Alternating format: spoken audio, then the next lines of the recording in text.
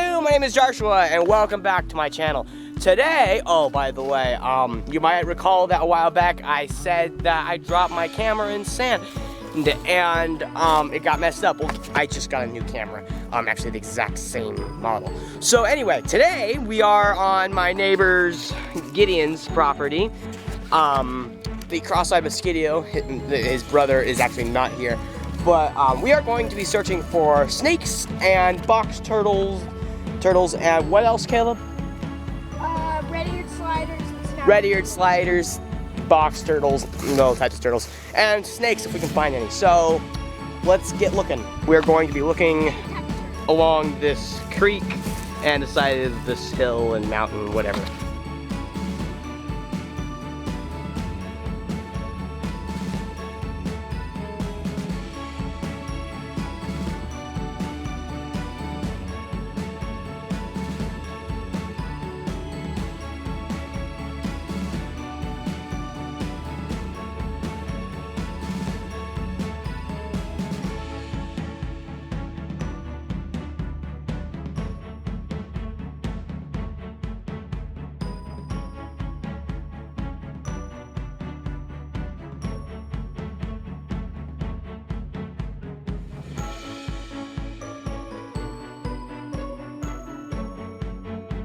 Another thing about the summer, well, it's actually not technically summer, I think it's still winter. It's actually spring. It's actually spring, okay, spring, whatever.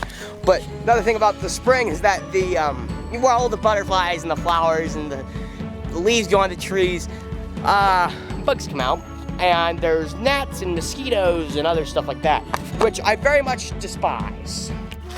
And plenty of ticks and chiggers. But thankfully, the ticks and chiggers don't like me as much as the mosquitoes do.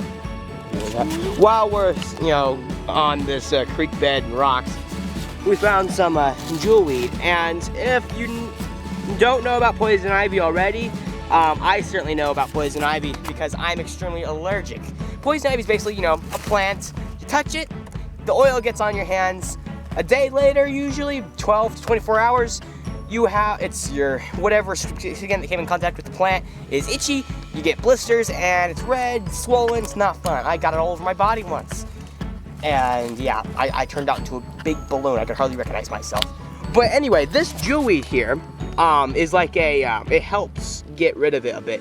One of my friends, the cross-eyed mosquito, he actually soaked in a bathtub for like a few hours. Right, it was a few hours? Yeah. He soaked a tub of this for a few hours, and whenever he does get poison ivy, he does not get it nearly as bad. And you can I think turn this into like a tea, and it helps get rid of the poison ivy. But yeah, let's keep searching.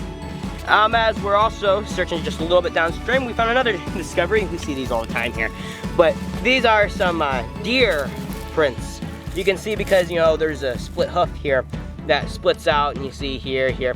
That's a deer track. Looks like the deer actually probably here because they were taking a drink of water from the creek. They probably, came down here, maybe, walking along this thing like we are. Yeah, these are deer prints, faint human prints because I was just stepping up. Yeah, let's continue. All right, guys, I am not going to touch this plant because this is poison ivy. Dude. I'm not allergic. Yeah, you are. You got poison ivy once. Okay, so this is poison ivy. You touch this, oil gets on your hands.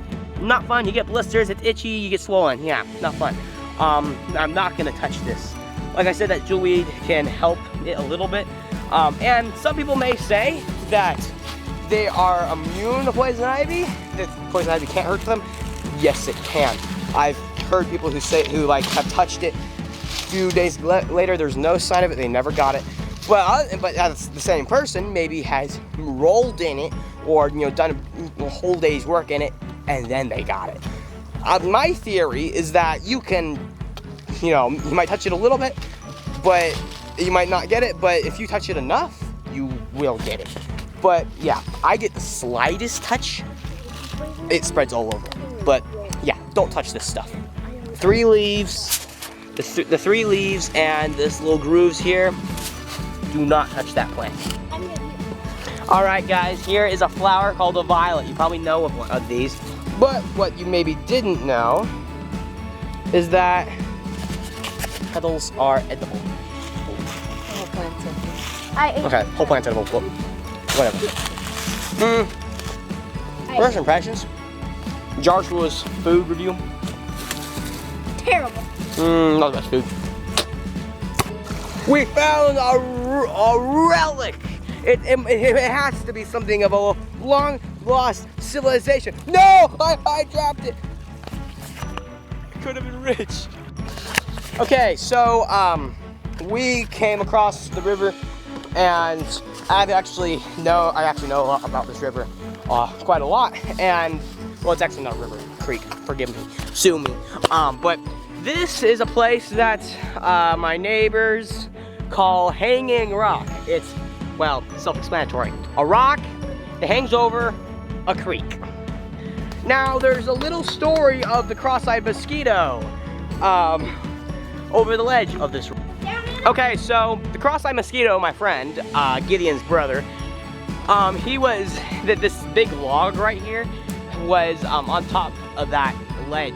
And my friend, the cross-eyed mosquito, decided it would be fun if he could try to tip that log over the ledge.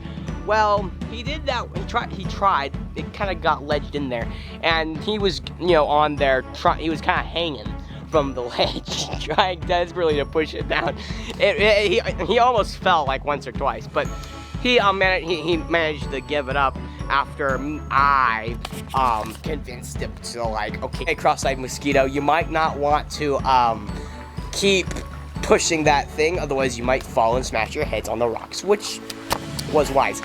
So yeah, he climbed back up, and that's why that thing is still like that.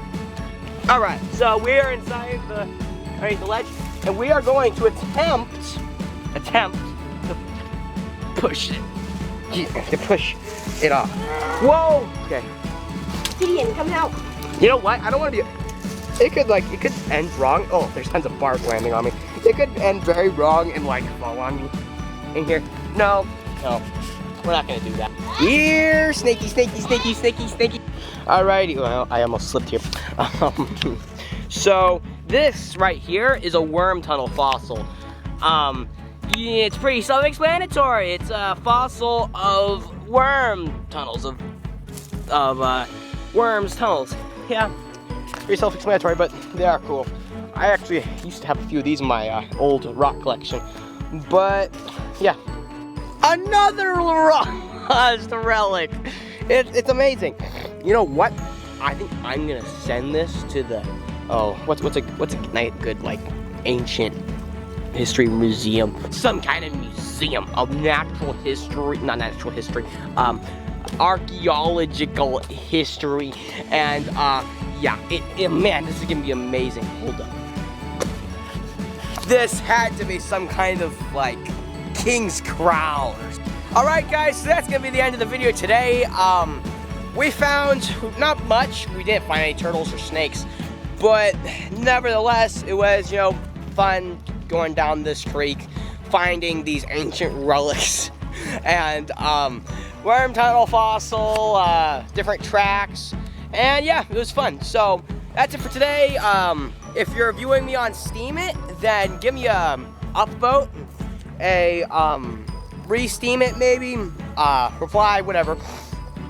Do the same on Hive, which is basically pretty much the same type of format. But if you're viewing this on YouTube, give me a thumbs up, subscribe, share this post, hit that bell icon. It'll be really good, and it'll be really helpful to me. And I'll see you next time. See ya!